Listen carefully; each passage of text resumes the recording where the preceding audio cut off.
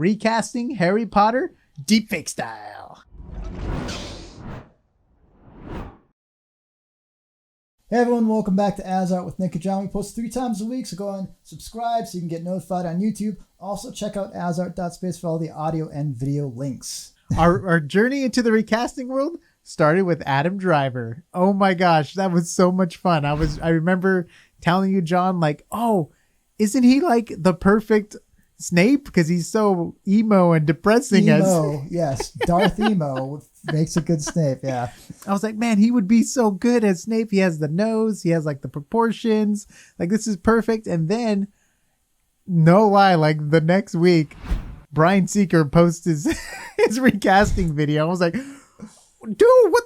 I just saw Adam Driver's face on Snape. I was like, dude, we got to make this deep fake. And it was like so perfect. Oh my gosh. Talk about like the odds of like everything aligning and all that stuff like that. It was just so much fun to see it on, to see Adam Driver and to use the software for the first time too.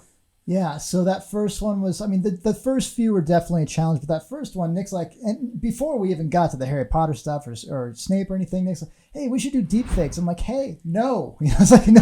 And so, because I knew it was kind of complex, I knew it took a lot of computation, and any new software, whether it's really, really difficult or really hard, it's going to take time. But compared to the other things that Nick and I have had to learn in our time in the industry, it really wasn't as bad as some of the other things, but it takes a lot of time, takes a lot of processing, and definitely, you start to get better as you go along because you learn what works and what doesn't. And we're still getting better, of course. Yeah.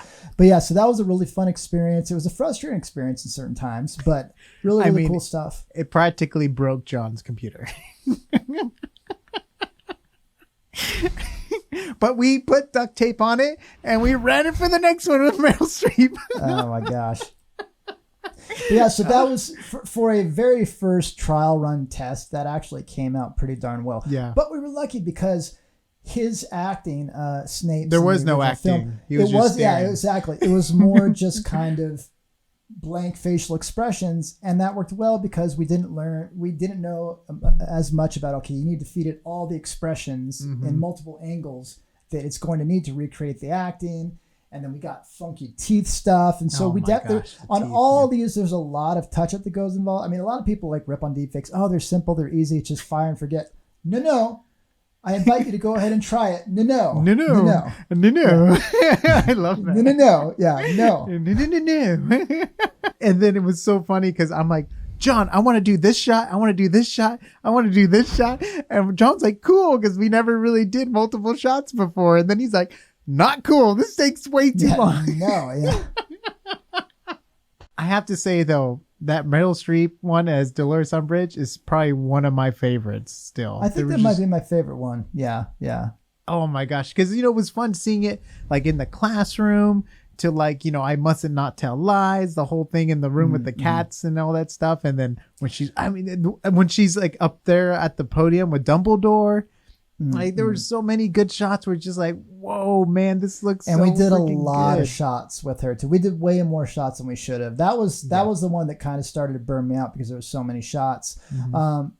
But you know what? I think that was one of my favorite ones. One, because the results came out really well, but also because, I love the idea of doing kind of more background characters that aren't main characters. But when you think of actors and actresses, sometimes it's fun to get unknowns or people that aren't as mainstream, but Meryl Streep's such an icon, and to see her in that role, I mean, she could play that. She can be an intimidating. It was like Devil Wears Prada in Harry Potter. Like that's what, she had that kind of, except in this, she acted nice. Where in Devil, it was just a fun and character to pink. cast in that. And of course that goes back to Bryan Seeker on having a good recasting for that. And actually that wasn't even his final choice, right? He ended up changing his selection. But that makes it even more fun. It's like, here is an alternate take on what Bryan Seeker might have chosen to do with that. It worked out perfectly. Can I ask for a better deep fake? Can I ask for better shots that we picked? And it was just like, oh my gosh, that's so good. And it's so funny too, because there's multiple times where we do these videos. And it's like, oh, should we have did the shot with Dolores Umbridge and Snape, and we could replace Adam Driver? And then we like think about the processing and the time. We're like, no, we're better off trying new stuff. You know what I mean? Like, no. Trust me, it's a thought that comes across our mind, but then we just have so many other things. Our computers being used for side jobs and work and tons of other stuff where we can't just like dedicate a machine to just go for all day for weeks on weeks amount of time. And if we ever have like downtimes, there's possibly like we had a really good comment. Someone said, oh, because we recasted Frodo and then we recasted Aragorn. They're like, hey, it'd been really fun to see both of the recastings interacting together. I'm like, that would have been cool. At some point, maybe we'll revisit that. Obviously not something we're doing right away, but some fun comments. So if you guys have suggestions, we're always like over them. But just if we don't do it, don't think we're just ignoring you. It's just there's a lot that goes into this stuff. And then it was Professor Slughorn. He was very challenging for the shots I picked. See, I sometimes pick the shots, and I picked the shots for that one.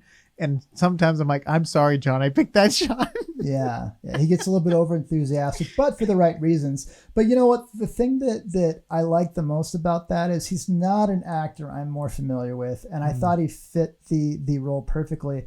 And the biggest thing, and the challenging part for a lot of the deepfakes we've been doing, is people, when they do interviews, they don't have really a range of expressions and talking and things like that. Whereas this guy, he really gives you all of his facial expressions during an interview. So the results came out very solid. Like all the acting was there, whereas some of the other ones didn't come out nearly as strong. And just the shots, the movie was a fun movie. Yes, Half-Blood Prince.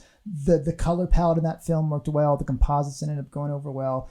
And it was just a really fun series of shots to do. That was the last time when we did that many shots. After that, I'm like, I can't do this many shots anymore. But it was a really, really fun process. It worked out great because the character afterwards that Bryan Seeker reached out to, like, hey, if you guys want to help out kind of thing, or not help out, but like, collab with me, was Luna Lovegood's father. And he only had 2 shots in the whole film. Practically, it felt like. Well, there were some other shots that we really liked, like some really close-ups, but there wasn't even enough of the face on screen of the original actor for it to pick up this. So basically what the software first does is it detects the faces, how the face is moving. And if there's not enough of the face, it can't detect it. So it just didn't detect it at all. And then even if it did, and we'd find that on other shots that you guys will see in the fail videos that we've posted, the resolution just doesn't hold up when it's really close up as well. So for Vision, whatever his real name is, for Vision, we didn't have many shots. They worked fine, but definitely not nearly as many shots. Yeah. And that's all of the Harry Potter ones we did. We're thinking about going back and doing some other characters, but we don't know. It depends on time because we have some cool future ideas in mind too. So right now we're kind of juggling it and doing a rehaul on John's PC. But if you want to see all these deepfakes separately, where we break down in really good detail and we show the footage that we use and stuff like that, feel free to click any of the videos in the link in the description, in the cards. Let us know maybe other series or shows you would like to see. Like we did a good one of Voldemort from the first Harry Potter film, and we updated him from like later on when what's his name plays him. Ralph Fiennes. And that was a fun one for people, and even people. Some people like deepfakes, some people don't. Some people can't get past that uncanny valley. We get all those scenarios, but the fun feedback we got about the Voldemort one is like, oh, you actually made a change that maybe or maybe not they would have done if they had already cast Ralph Fiennes at the time. But okay, people that's competent said this is what I envisioned it looking like from the get-go anyway, because that's Ralph Fiennes' character. So those type of things are really fun. We're open to suggestions, comedic value, serious stuff. Again, way beyond deepfakes though. Any content you guys would like us to try and potentially cover, we really love when we get to fill out our Netflix queue and Amazon Prime and Disney Plus and find movies that would be fun to cover, whether it's to admire the artistry or to kind of pick apart some of the things that haven't aged as well or didn't come across well. It's just fun looking at the artistry about things. And also, if you like Harry Potter, we broke down every single Harry Potter film visual effects style. That was so much fun going back to back to back to see the Quidditch games improve over time and riding a broomstick improve to Dobby. It feels like one week we saw Dobby looking one way. The next week we're like, whoa, who is this guy? Yeah. It's just like, dang. It was so much fun going back to back to back, really looking at visual effects. Like I think in Goblet of Fire, the dragon he fights and the dragon in his hand. he appears in the next film, like roasting like nuts inside like a nut roastery thing. It was just like, what the heck? They used the same model. It was so fresh in my head. I was used to like able to point out things. It was so much fun. It was so much fun. It's fun to revisit those type of films, and it makes you want to rewatch them just in general too. So if you guys just want to go through it, have some fun with visual effects and special effects and trying to break things down, you're probably just going to want to watch Harry Potter afterwards anyway, which is kind of the goal. We're just talking about things we love, and hopefully you love as well. So everyone, thank you very much for watching. We've gone through a number of series right now. We have plenty of other things lined up, so go ahead and subscribe, check back, head over to asart.space for the audio and video links. So again, thank you very much, and we'll see you on the next AsArt.